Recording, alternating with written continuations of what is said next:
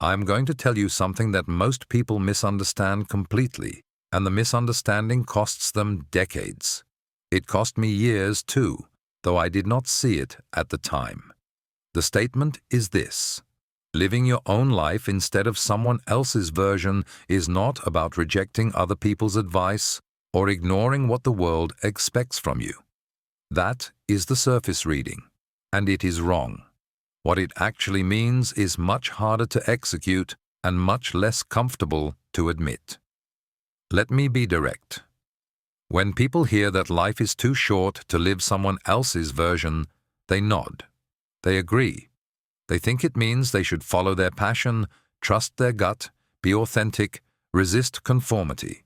They think the problem is external: parents who pressure them, bosses who control them, society that judges them. They think freedom is about saying no to those forces. They think the enemy is out there. This is the false model. It sounds right because it feels right. It gives you someone to blame and something to rebel against. It frames your life as a battle between your true self and the world's expectations. And because that battle is real in some cases, the model seems to work. But it does not explain the majority of cases. It does not explain why people who have total freedom still feel trapped. It does not explain why people who reject every external expectation still end up living lives that feel borrowed, secondhand, not theirs. I spent years operating inside this false model without knowing it. I thought the problem was IBM. I thought it was the beige boxes, the corporate thinking, the safe choices. I thought if we just built something different, something that reflected what we believed, that would be enough. And it was enough for a while. But then I got thrown out of my own company, and none of that clarity helped me. I had rejected the world's version. I had built what I wanted to build. And still, I was lost. Here is the contradiction that breaks the model. If living your own life simply meant rejecting other people's expectations, then the moment you stop caring what they think, you should feel free. But that is not what happens. I have watched people walk away from every obligation, every rule, every piece of advice they were ever given. And they still do not know what they want. They still drift. They still look around for signals about what to do next. The rejection itself does not produce clarity. It produces a different kind of confusion. I saw this in myself after I left Apple the first time. I had no board to answer to. I had money. I had time. I could do anything. And what I did was start another computer company, next, in almost the exact same mode I had been operating in before. I told myself it was different. I told myself I was free. But I was not building from a clear internal priority. I was building from residual momentum, from what I knew how to do, from what I thought I was supposed to prove. I was not living someone else's version in the obvious sense, but I was not living my own version either. I was living a reaction. This is where most people get stuck, and this is where the common advice fails. The advice says, ignore the noise, follow your heart, do what you love. But your heart is not a clean signal. It is full of borrowed ideas, inherited fears, unexamined patterns. What you think you want is often just an echo of what you have been taught to want. What you think you love is often just what you have been rewarded for. And the problem is not that someone is forcing you to follow those patterns. The problem is that you do not see them as patterns. You see them as you. Let me make this concrete. When I was young, I thought I wanted to build computers because I loved technology. That was true, but it was not the whole truth. I also wanted to build computers because I was good at it, because people noticed me when I did it, because it gave me a way to matter. Those are not bad reasons, but they are not the same as a clear internal priority. They are responsive. They depend on external confirmation. And as long as I was operating from that place, I was vulnerable. I could be displaced. I could lose my footing, which is exactly what happened. The error is this. People think living their own life means doing what feels natural or what they are drawn to. but what feels natural is usually just what is familiar. What you are drawn to is usually just what you have been conditioned to value. The real work is not rejecting other people's versions. The real work is seeing how much of what you think is yours is actually theirs. And then, only then, deciding what you actually want to keep. This is not about rebellion. Rebellion is still reactive, it still takes its shape from what it opposes. I am talking about something else. I am talking about the ability to look at your own desires and ask, where did this come from? Why do I want this? Is this mine, or is this something I learned to want? And then, most difficult of all, being willing to discard the things that do not hold up under that examination, even if discarding them means starting over. Most people never do this. They spend their entire lives optimizing a set of goals they never chose. They get very good at pursuing things they do not actually care about. And they do not realize it because the pursuit itself keeps them busy. The feedback loop keeps them engaged. They mistake activity for direction. They mistake achievement for clarity. I did this for years. I built Apple into something significant, and I thought that significance meant I was on the right path. But significance is not the same as alignment. You can build something important and still be lost. You can succeed by every external measure and still be living a borrowed life. Let me tell you what happened when I actually tried to do this, because it is one thing to understand the problem intellectually. It is another thing entirely to sit with a desire you have carried for years and genuinely ask whether it is yours. The mind does not want to do this. It will fight you. I started with something I thought would be simple. I asked myself, do I want to build computers? This was 1986, maybe 1987. Next was already underway. We had funding, we had a team, we had momentum. And I sat in my office too large, too quiet, designed to signal importance I was not sure I had earned, and I tried to answer this question honestly. My first answer came immediately. Yes. Of course, yes. I have always wanted to build computers, but that is not an answer. That is a reflex. So I pushed. Why do I want to build computers? Because they are beautiful. Because they represent the intersection of art and engineering. Because they can change how people think, how they work, how they connect to information and to each other. Better, more specific, but still not clean. I kept going. Where did I learn that computers are beautiful? Who taught me that this intersection matters? When did I decide that changing how people work is a worthwhile use of a life? And here is what I found. And it was not comfortable. I learned computers were beautiful at Homebrew Computer Club, watching Woz work. I learned that the intersection of art and engineering mattered from my calligraphy class at Reed, but also from a particular vision of what a countercultural product could be, a vision that was in the air in the 70s, that lots of people shared, that felt like mine, but was actually a collective inheritance. I decided that changing how people work mattered because I had been rewarded for it, celebrated for it. The narrative of my life had been built around it. None of this made the desire false, but none of it made the desire mine either. This is the part that people miss. They think if you can trace a desire to an external source, you should discard it. That is not what I am saying. I am saying you have to see it clearly first. You have to know what you are looking at. Only then can you decide whether to keep it. So I sat with this desire to build computers, and I examined it the way you would examine a piece of hardware. I turned it over. I looked for the seams. I asked, if no one had ever celebrated me for this, would I still want it? If there were no market, no audience, no possibility of success or vindication, would I still want it? The honest answer was, I do not know. That is where most people stop. They hit, I do not know, and they panic. They think clarity means certainty, means a clean yes or no.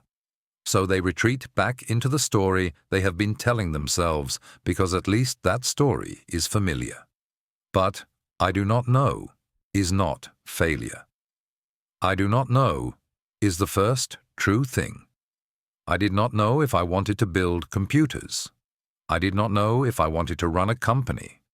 I did not know if I cared about changing the world or if I just cared about being seen as someone who changed the world. These were not the same thing, and I had been treating them as identical for my entire adult life. So I made a decision.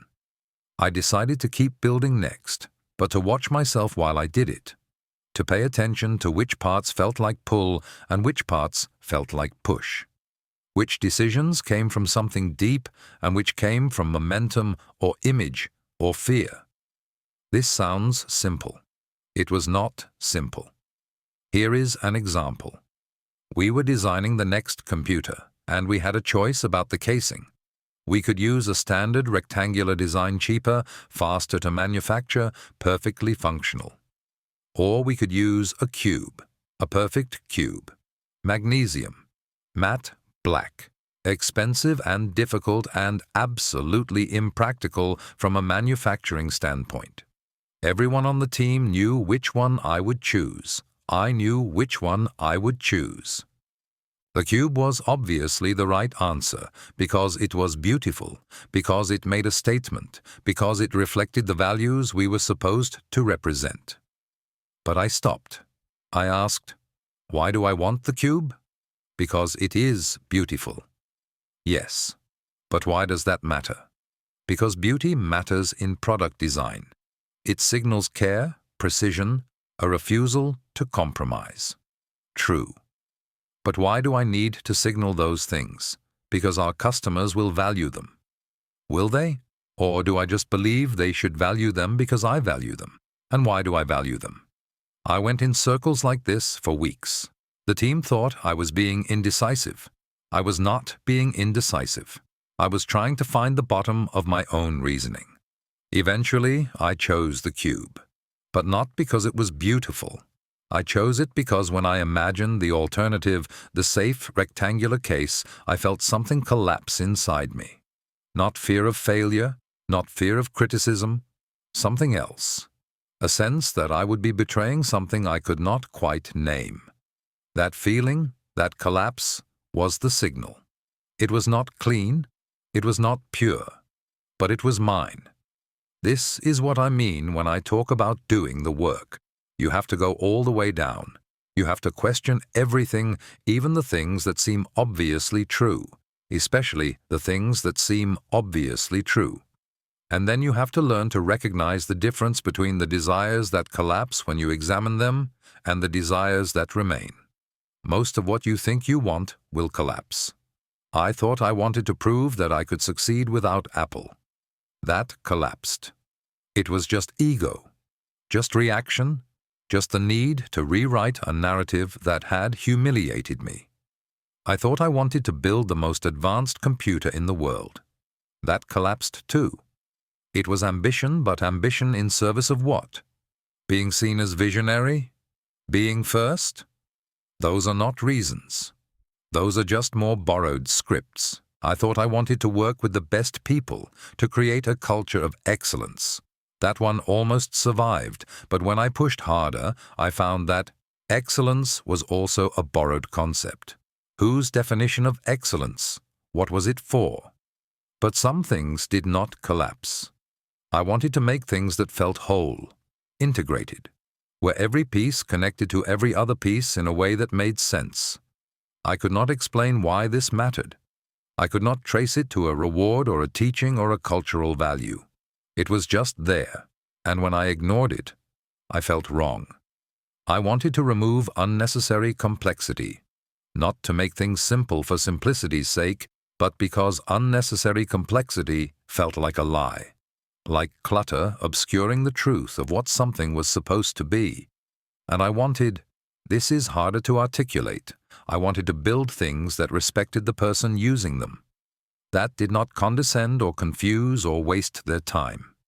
I did not want this because it was good business strategy, though it was. I wanted it because when I used something that disrespected me, I felt insulted in a way that went beyond inconvenience. These desires remained. I could not collapse them. I could not trace them to a source I wanted to reject. They were not borrowed. Or if they were borrowed, they had been borrowed so long ago and integrated so completely that they had become mine. That is the distinction.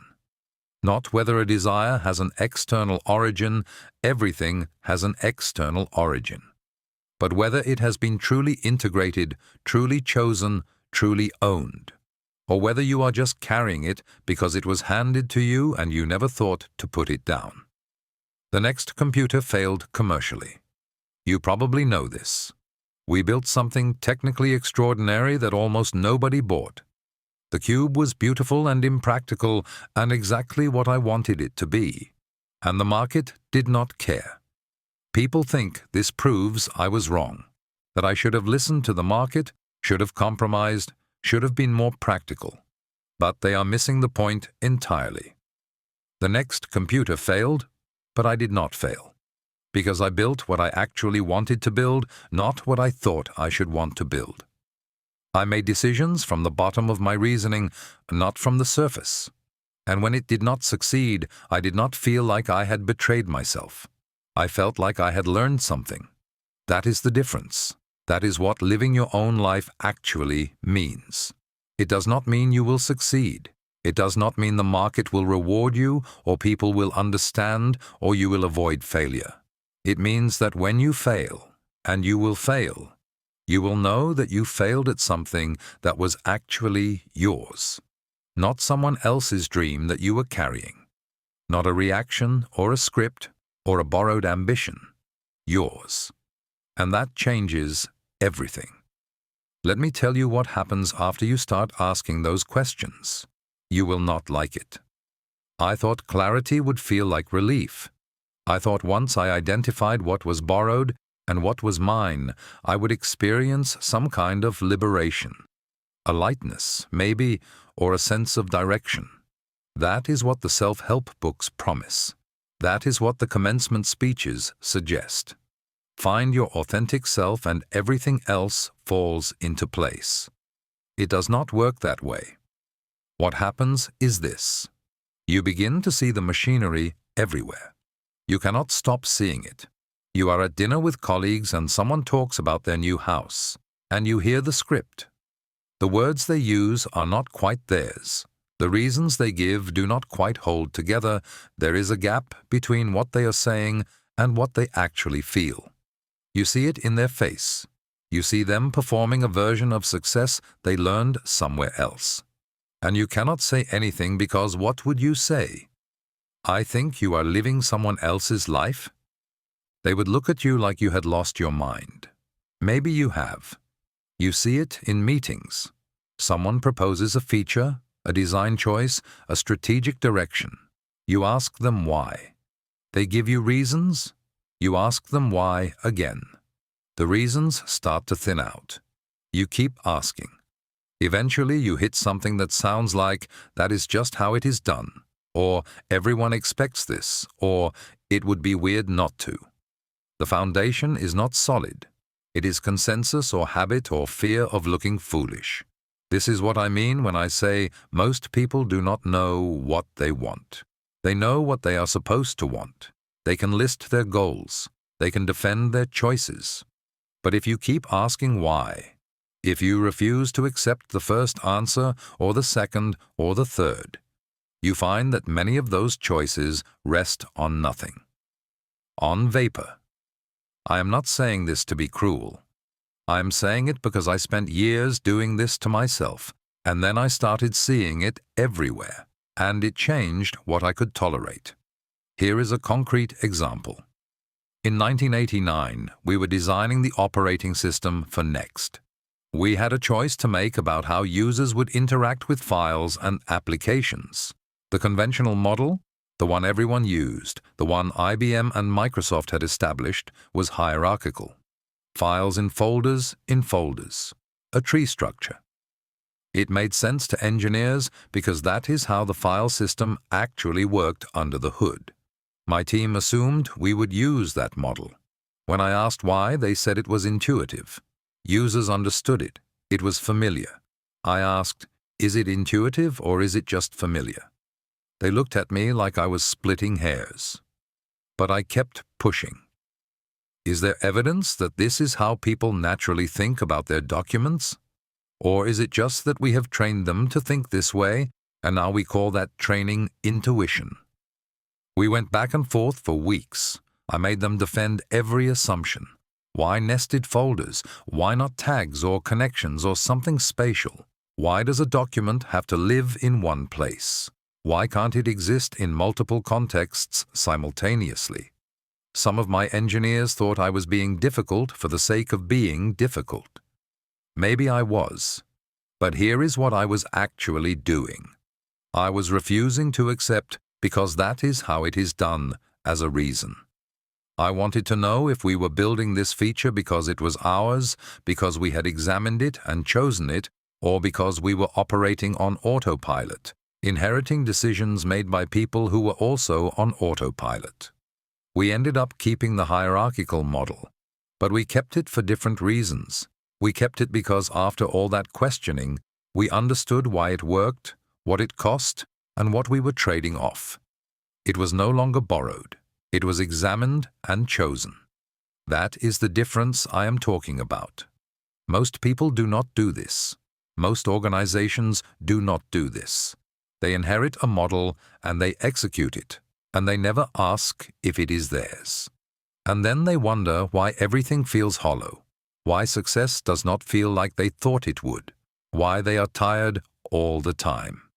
I am talking about a kind of exhaustion that has nothing to do with hours worked. You can work 18-hour days on something that is yours and feel energized. You can work 8 hours on something borrowed and feel drained. The exhaustion comes from the split, from pretending that what you are doing matters to you when it does not, or from doing what matters while pretending it does not. Let me be direct about something. After I left Apple, people said I was bitter. They said I was trying to prove something, that I was building next to show the board they were wrong to push me out. There was some truth to that. I was angry. I did want to prove them wrong. But here is what I learned. Revenge is one of the most seductive borrowed desires there is. It feels like yours. It feels hot and real and urgent. It gets you out of bed in the morning. It gives you clarity about what to build and who to beat. But if you examine it, if you really press on it, you find that it is entirely reactive.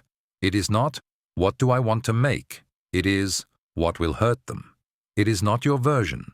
It is their version. Inverted. I spent 2 years building Next before I realized this.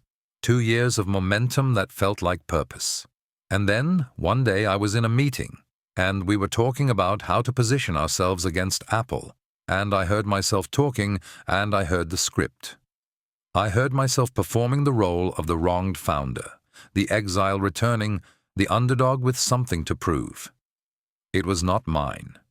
It was a story I had picked up from 1,000 other comeback narratives.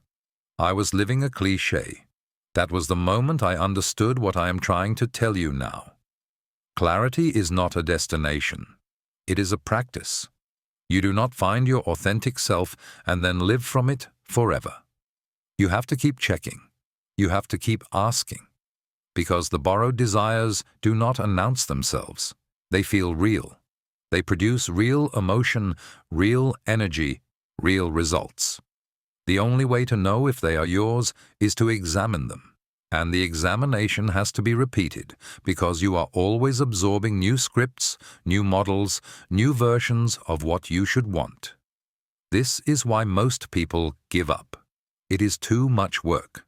It is easier to just follow the script, execute the plan, hit the milestones. And for a lot of people, that is fine. I am not saying everyone needs to do this. I am saying that if you feel the wrongness, if you sense the gap between what you are doing and what is actually yours, then you have to do the work, and the work does not end. Here is what the work looks like. Every time you want something, you ask, Where did this desire come from? You trace it back. You look for the moment you learned to want it. You check if it is connected to someone else's approval, someone else's definition of success, someone else's version of what a good life looks like. Most of the time, you will find a connection. That does not mean the desire is invalid. It means you have to decide, do I want this because I want it or because I learned to want it? And if I learned to want it, do I still choose it? Sometimes the answer is yes. You can choose to keep a borrowed desire if it aligns with something deeper. But you have to choose it consciously. You have to own it. And sometimes the answer is no. You realize you have been carrying someone else's dream and you put it down. That is when it gets hard. Because when you put down a borrowed desire, especially one you have been carrying for years, one you have built your identity around, there is a gap. There is empty space where that desire used to be. And the empty space feels like failure. It feels like you have wasted time. It feels like you do not know who you are anymore. You have to sit with that. You have to let the space be empty. You cannot rush to fill it with a new goal, a new plan, a new version of success. Because if you do, you will just grab the next available script and you will be right back where you started. I am still learning this. I am still finding borrowed desires in myself, still tracing them back, still deciding what to keep and what to release. It does not get easier, but it gets clearer. You develop a sense for what is yours and what is not. You learn to recognize the feeling of alignment, not happiness, not excitement, but a kind of internal coherence. A sense that if you do not do this thing, something in you will collapse. That is the signal. That is what you are looking for. Not passion, not purpose, not your calling. Just the thing that, when you imagine not doing it, makes something inside you go wrong. I need to tell you about what happened when I went back to Apple in 1997. You probably know the story. Apple was dying. The board brought me back. I cut the product line from dozens of models to 4. I launched the iMac. The company survived, then thrived. The narrative writes itself. Vindication, redemption, the hero returns. That is the version everyone tells. That is the version I let people tell for years because it was simpler than the truth. The truth is that I went back to Apple with no idea whether I was doing it for the right reasons. I had spent 12 years away. 12 years building Next, learning to distinguish my desires from borrowed ones, practicing the kind of examination I have been describing. I thought I had become good at it. I thought I understood myself. Then Apple called, and I discovered I understood almost nothing. Let me be specific about what happened inside me during those conversations. The board wanted me to come back as advisor, then interim CEO. Then they wanted to make it permanent. Each conversation triggered a cascade of desires, and I could not immediately tell which were mine and which were not. There was the obvious borrowed desire to be vindicated, to show everyone who forced me out that they were wrong, to reclaim what was taken from me. That desire was loud and clear, and I recognized it immediately as not mine. It was a reaction, a response to an old wound. I knew that one, but underneath that there were other desires, harder to categorize. There was the desire to save the company I had started. Was that mine? Or was it nostalgia, which is just another form of borrowed desire, borrowing from your own past instead of from other people? There was the desire to build products again at scale. Next had been small, precise, pure. Apple could be large. Was I drawn to the scale because it was genuinely mine, or because I had absorbed the idea that bigger is more important? There was the desire to prove that my approach, the insistence on integration, on removing complexity, on making things whole, could work not just in a boutique company, but in the real market. Was that mine? Or was it the borrowed desire to be proven right? I did not know. I genuinely did not know. Here is what I did. I said yes to being advisor. I told myself it was temporary, that I would help them find a real CEO, that I was just consulting. I lied to myself about my own intentions because I could not yet see them clearly. And then I started working and something happened that I did not expect. The first product meeting I sat in, Apple was building something like 14 different Macintosh models. Performer, Quadra, Centris, Power Macintosh, all these product lines with marginal differences built because someone thought the market wanted choice, or because some sales team needed a specific feature to close a deal, or because that is what you do when you are trying to serve everyone. I sat there listening to presentations about each product line, and I felt something I had not felt in years. Not anger exactly, not frustration, something quieter and more definitive. I felt the same thing I felt when I imagined building a rectangular next computer instead of a cube. That sense of internal collapse, that wrongness.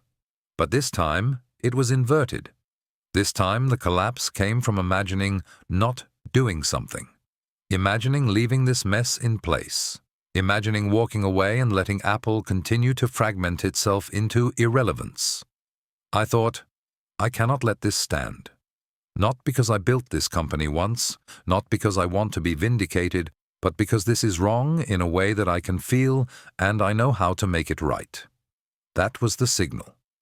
The same signal I had learned to recognize at Next, but pointing in a different direction. Let me be clear about what I am describing. I am not talking about passion. I am not talking about loving Apple or loving technology or loving anything. I am talking about the specific sensation of knowing that something is wrong, and knowing that you can see what right would look like, and finding that when you imagine not fixing it, something inside you refuses. That is different from wanting to be the hero. That is different from wanting to prove yourself. Those desires ask, what will this do for me? This other thing, this signal, asks nothing.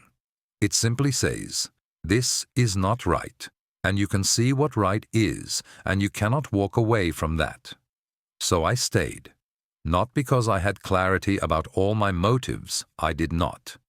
But because underneath all the noise of borrowed desires, there was this one clear note, and I had learned to trust it. The work of cutting the product line was brutal. People lost their jobs. Projects that teams had spent years on were cancelled. I was called ruthless, arrogant, destructive. Maybe I was all those things. But I knew, with the kind of certainty I had learned to recognize, that the company could not survive carrying all that weight. We cut to 4 products, a desktop and a laptop, each in consumer and professional versions. That was it. People thought I did this because I believed in simplicity as a principle. They thought it was aesthetic preference or design philosophy. They were wrong. I did it because when I looked at those 14 product lines, I could not find the center. I could not find the thing that was essentially Apple, essentially what we were trying to make. It was all compromise and accommodation and borrowed desires, borrowed from market research, from sales projections, from what we thought we should be. Cutting to 4 products was not about simplicity. It was about finding out what was actually ours, what we actually wanted to make, what would remain when we stopped trying to be everything to everyone. You see the parallel to the personal work I have been describing. It is the same process applied to a company instead of a life. Strip away what is borrowed. Strip away what is reactive. Strip away what you think you should want. See what remains. What remained was this. We wanted to make computers that were integrated, that worked as coherent wholes, that did not require you to be an expert to use them. We wanted to make tools that respected the people using them. That was ours. That was what survived the examination. But here is the part I need you to understand, because this is where most people misread what happened next. The iMac succeeded. The iPod succeeded. Eventually, the iPhone, the iPad, all of it succeeded in the market. And people look at that success and think it validates the process. They think, see, when you follow your authentic vision, you win.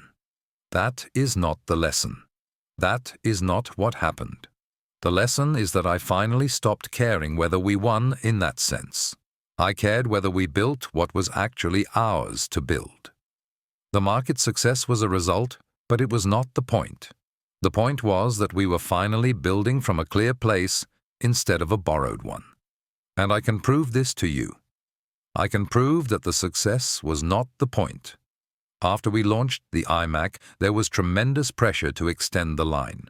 Make it in more colors, more sizes, more configurations. The sales team wanted it. The market seemed to want it. We could have made a lot more money, at least in the short term. I said no, not because I had some abstract commitment to simplicity, but because when I examined the desire to extend the line, I could see it was borrowed. It was coming from outside, from what we thought we should do, not from what was ours. We made exactly the iMac we wanted to make, and we stopped there. And yes, it succeeded. But if it had failed, if the market had rejected it, I would still know we built the right thing. The thing that was ours. That is the difference. That is what I am trying to get you to see. Most people cannot tell this story from the outside. They see Jobs returned to Apple, cut the product line, launched the iMac, and succeeded. They think the success proves he was right. But I am telling you from the inside, the success proved nothing. The rightness was there before the success, in the quality of the decision, in whether it came from a clear place or a borrowed one. I could have made all the same decisions for all the wrong reasons. I could have cut the product line out of arrogance or stubbornness. I could have launched the iMac to prove a point. The external actions would have looked identical. The difference is internal.